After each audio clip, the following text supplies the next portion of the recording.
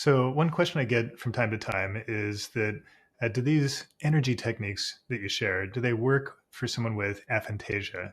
So aphantasia is that feeling like you can't uh, creatively visualize things. You can't like see things in your mind. And so this question says, if there's a heavy focus on visualization, then it might not work very well for me. And this is a really fun question because I get this pretty often in live workshops where I'll be saying, close your eyes and visualize that you're grounding and visualize a rose in front of you. And, like I'm always talking about visualizing things. And many people feel that they can't do it and feel like they're failing. Like, I can't visualize a rose. I can't visualize grounding. So is it impossible for me to do energy work? And the answer is absolutely not. A visualization is not required for doing energy work, for setting your intention, and for creating things, manifesting using energy, because uh, the visualization is it's a way to it's a medium for sort of crystallizing your intention, but it's not the only medium. So, for example, if your medium is emotions and you really feel things, then that's perfect. You can totally, anytime I say, see this in front of you, just replace that word with feel this in front of you or imagine that you're there. Oh, I said imagine again, that's imaging, right? But just uh, imagine that you're there and what it feels like if you're in that situation. Feel the feelings of having the things that you're wanting to create, or what would it feel like to be in the relationship that you're dreaming about? Or uh, what you could even use other things like what would it sound like if you were experiencing that joy that you're looking for? Or what would it smell like? It can use any senses or just in general, just a knowingness. What would you know if that was coming true? It doesn't have to be a visualization.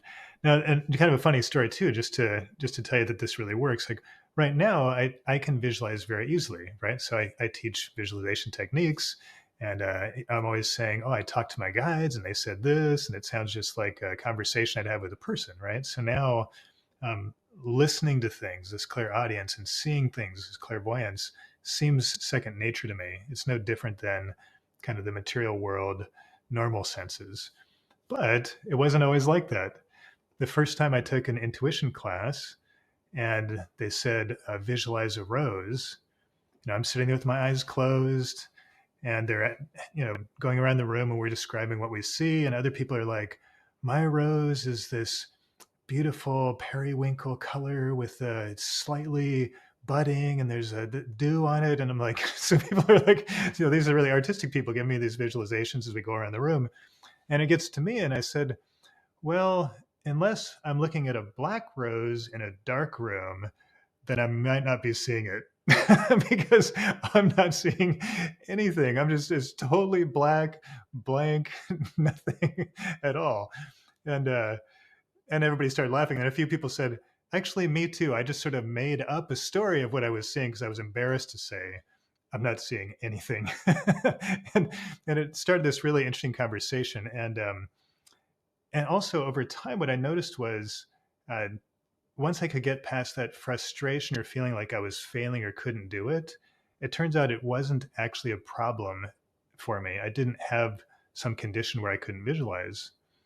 I just didn't know when I was doing it. And when you asked me to do it, I just locked up and froze and couldn't do it. But I had dreams at night.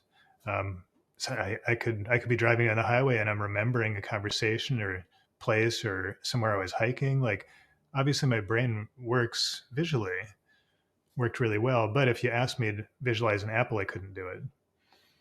Visualize an elephant, I couldn't do it, or thought that I couldn't.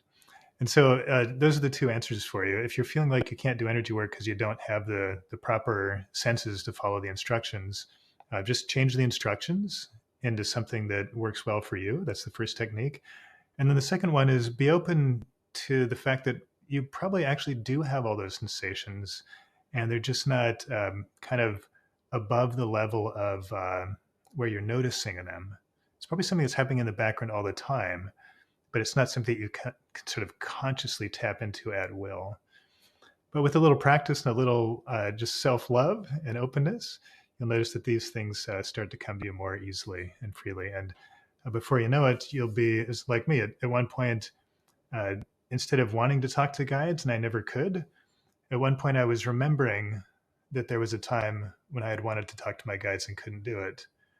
But I didn't really know how I got from not being able to do it to being able to do it, not being able to visualize to being able to visualize.